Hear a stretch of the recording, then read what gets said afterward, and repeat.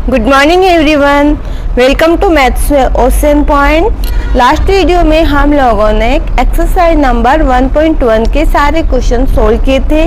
आज के वीडियो में हम एक्सरसाइज नंबर 1.2 के क्वेश्चन नंबर 1, 2, 3 सोल्व करेंगे। Let's start. एक्सरसाइज नंबर 1.2 का क्वेश्चन नंबर 1 दिया हुआ है, prove that root 5 is irrational. आपको प्रूव करना है कि रूट 5 क्या है, एक इरेशनल नंबर है।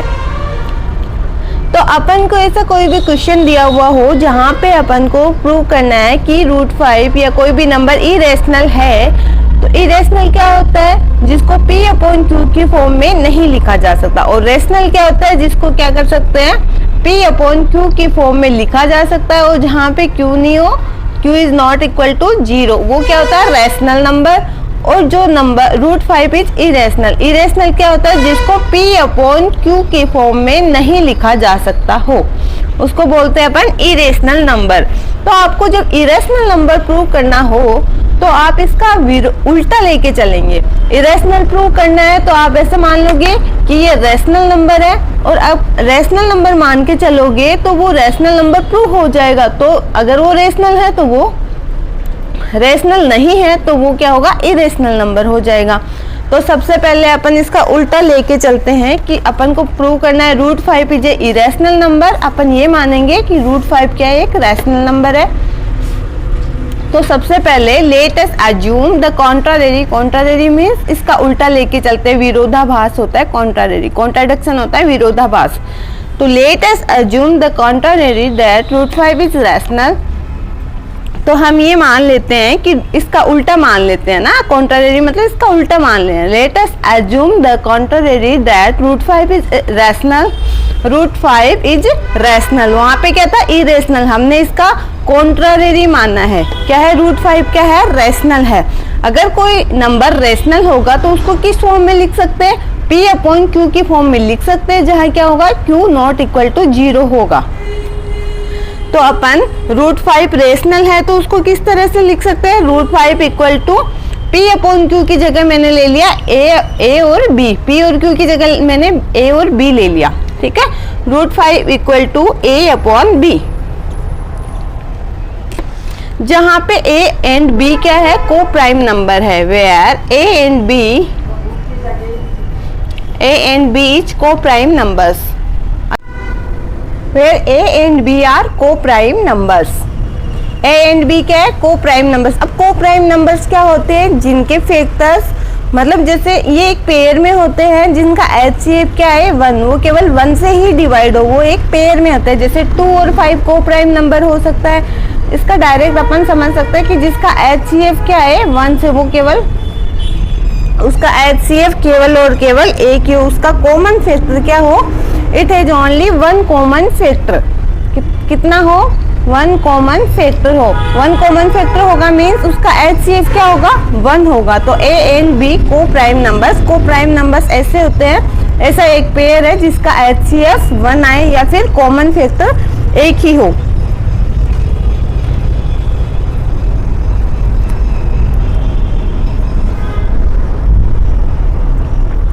Root 5B equal to A।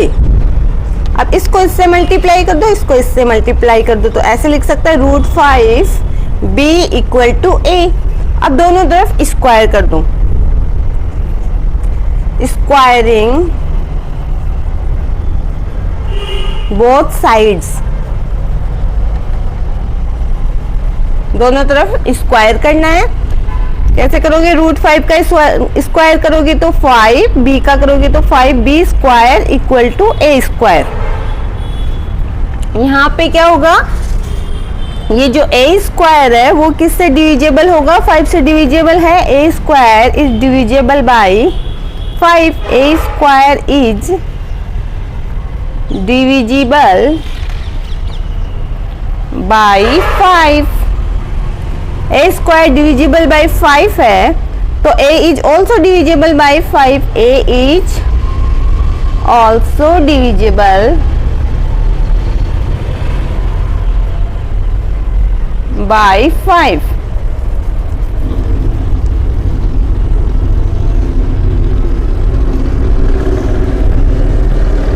Late a equal to 5c। अब अपन को फिर से मानना है कि a इक्वल टू इस बार 5c है। यहाँ पे c क्या है? c is an integer. c is an integer. अब क्या करेंगे, a की जगह ये 5c रखो। 5 इस इक्वेशन में रखना है 5b square equal to a की जगह क्या वैल्यू है? 5c। तो a की जगह लिखो 5c, इसका स्क्वायर कर दो दोनों तरफ। a स्क्वायर की जगह लिखा ना 5c, फिर स्क्वायर का स्क्वायर। अब क्या आया? 5b square equal to 25c square. अब ये 5 टाइम्स कट हो जाएगा, तो b square equal to 5c square. अब यहाँ पे फिर से लिखोगे b स्क्वायर इज, पहले तो a स्क्वायर डिविजिबल था, अब ये b स्क्वायर किससे डिविजिबल है? 5 से है। तो b square is divisible by 5। तो b is also divisible by 5। b is also divisible by 5। Okay, तो इक्वेशन सेकंड हो गई है। a and b having common factor 5।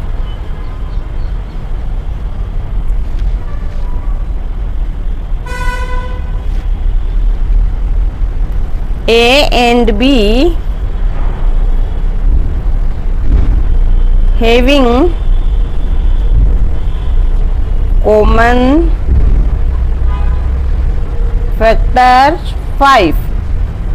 a और b क्या है? कॉमन फैक्टर 5 है उसका।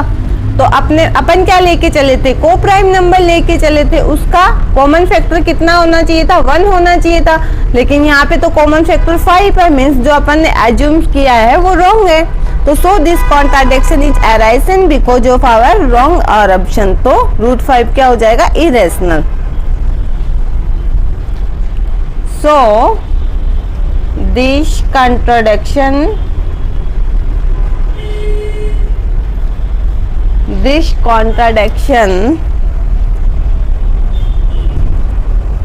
is arisen because of our wrong assumption। ठीक है, क्लियर? अब आगे अपन लिख सकते हैं so root 5 is irrational.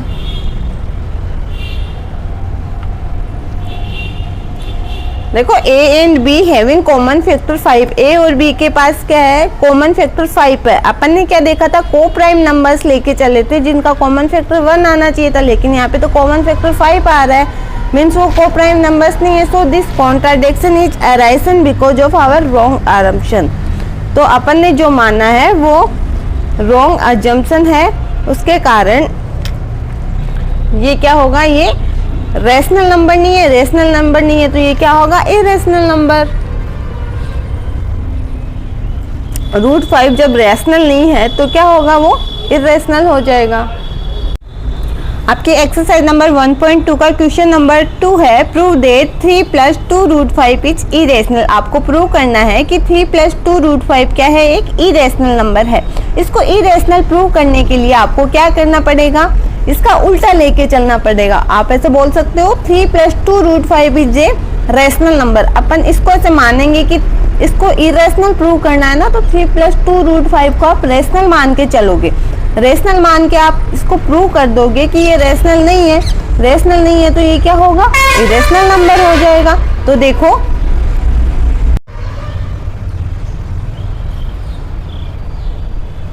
let us assume that 3 + 2 root 5 is rational।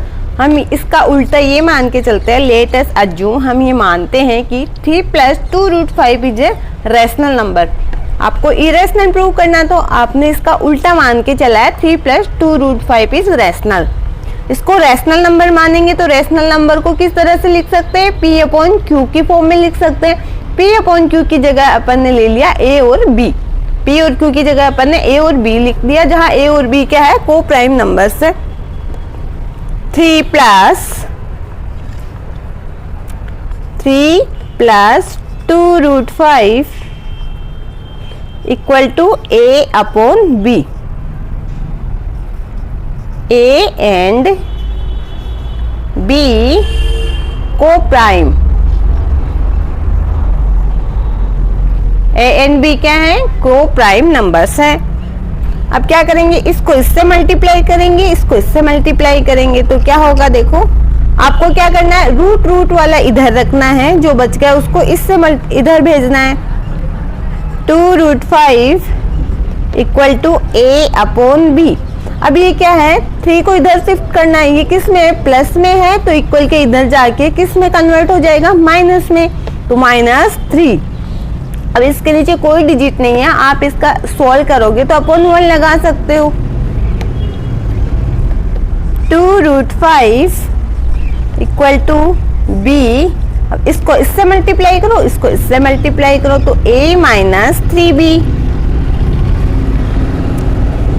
√5, अब रूट वाले नंबर को इधर रखना है, बाकी सबको इधर भेज दो। √5 = A - 3B/2B। Since A and B are integers,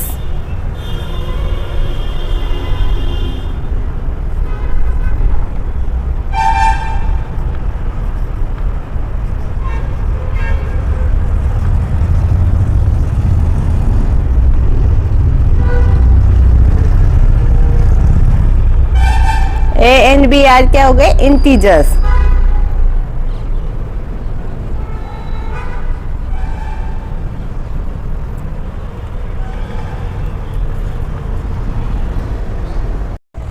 हम देखो √5 = A-, अब यहाँ पे रूट वाला नंबर रख लेंगे, क्यों, क्योंकि रूट वाला जो नंबर होता है वो इरेशनल नंबर होता है। √5 क्या है, एक इरेशनल नंबर है, और इधर वाली जो वैल्यू है सबको इधर रख लेंगे, तो A - 3B/2B।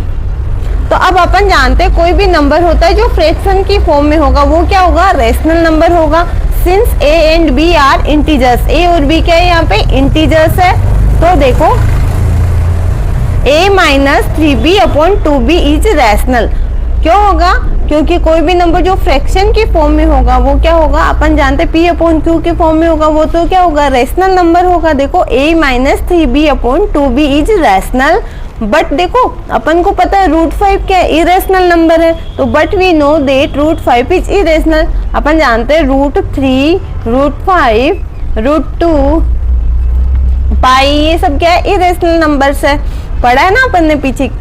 तो देखो A - 3B/2B ये फ्रैक्शन की फॉर्म में, ये तो रेशनल नंबर हो गया, but we know that √5 is irrational. √5 क्या है, इरेशनल नंबर है,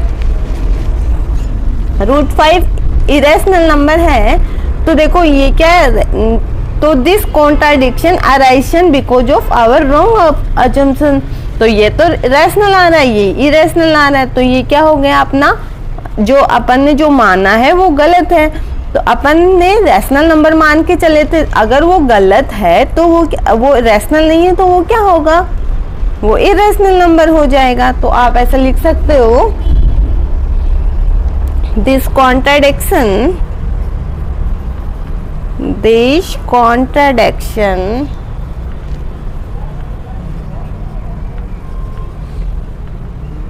is arisen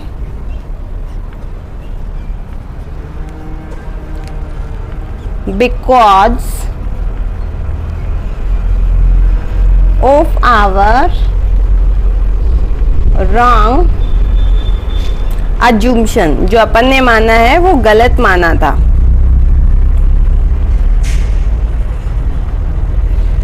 तो क्या होगा, अपन ने जो माना है वो रैशनल नंबर मान के चल रहे हैं, वो रॉन्ग माना है, तो ये क्या होगा, 3+2√5 क्या होगा? Is a rational number.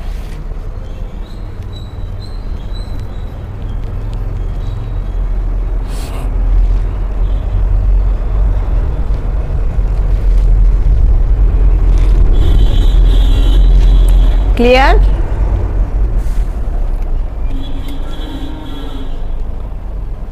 Note down कर सकते हो आप इसको।